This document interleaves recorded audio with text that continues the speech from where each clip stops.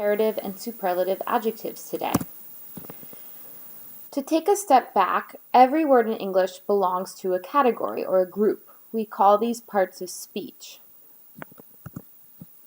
There are 8 parts of speech: noun, pronoun, adjective, verb, adverb, preposition, conjunction, and interjection. You can read the description of each of these types of speech here and find more resources for this online. When you look at a sentence in English, you can put each of these words into one of these categories. So Professor Tina is talking about English. Well, I know Tina is a person, so that is a noun. If I look at is talking, I know that that goes together to talk about right now that is happening. And so that's a verb, it's the action. I'm not sure about that, but English is a noun, it's a thing, it's a language. Now about, we can see here, it's a preposition. It shows the relationship of this noun to something else. And then finally, if we look at this word professor, we know that in this sentence, professor is describing Tina. It's describing a noun, and so that is an adjective. In this sentence, we have San Diego is beautiful. San Diego is a place, so it's a noun. Is my verb, right? Every sentence has a noun and a verb. And then beautiful. Beautiful is describing San Diego. It's describing a noun, and so that is an adjective. So I have these 2 places, San Diego, California, and Burlington, Vermont. So San Diego, California is where I live now, and Burlington is where I am from. So if I want to describe these places, I'll think of some adjectives. For San Diego, big, beautiful, close to water. The buildings are tall. So tall is describing buildings. Crowded. There are a lot of people here. Sunny and dry. For Burlington, I would say small, beautiful, close to water. Buildings are short, cloudy, and humid. Humid means the weather is wet. The air feels a little wet.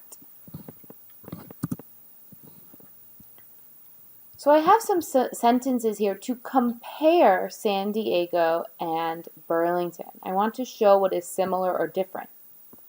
San Diego is big. San Diego is bigger than Vermont.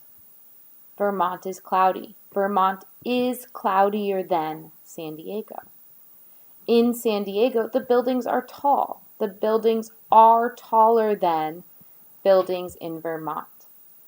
So you notice here I have San Diego is big. Big is my adjective.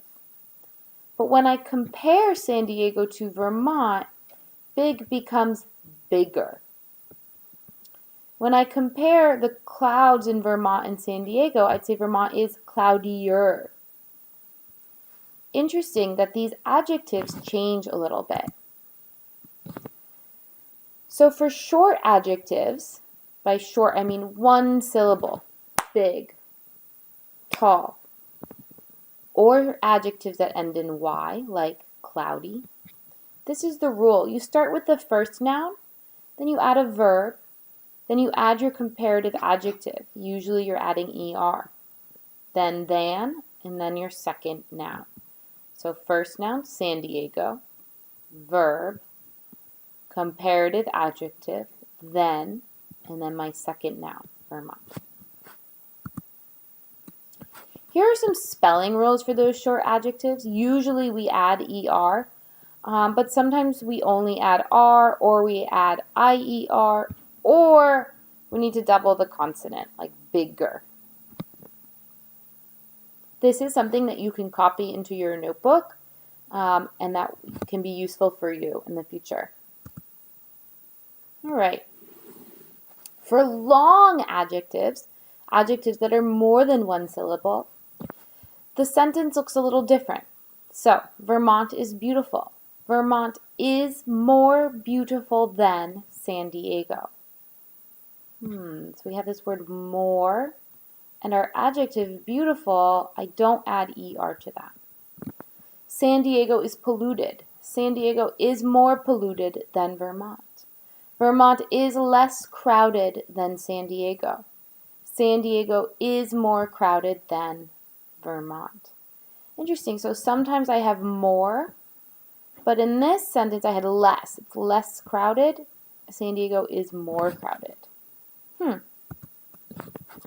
So for long adjectives, adjectives that are 2 or more syllables, beautiful, polluted, crowded, these are the rules. You start with your first noun, you still have your verb, but then you add more or less, plus the adjective, plus then, plus your second noun. Quick review. Comparative adjectives compare to noun. For short adjectives, add er. For long adjectives, use more or less plus the adjective. Use the word then before that second noun. Okay. But then we might want to compare 3 or more nouns.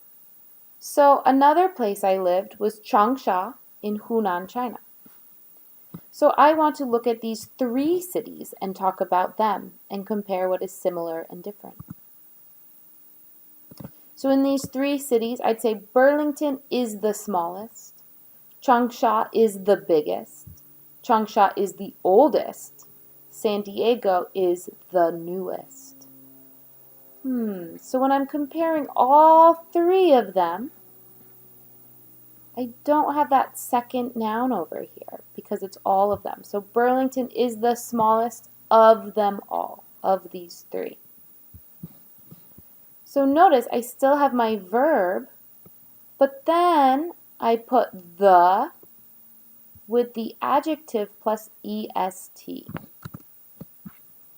So here are our rules for those short adjectives. For long adjectives, Burlington is the least crowded. Changsha is the most crowded. San Diego buildings are the most modern. Burlington is the least polluted. So for those long adjectives, polluted, modern, crowded, I add least or most when I'm comparing 3 or more.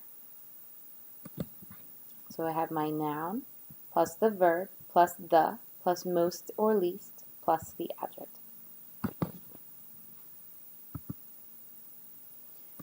So remember, superlative adjectives compare 3 or more nouns. So they're different from comparative adjectives. For short adjectives, add est.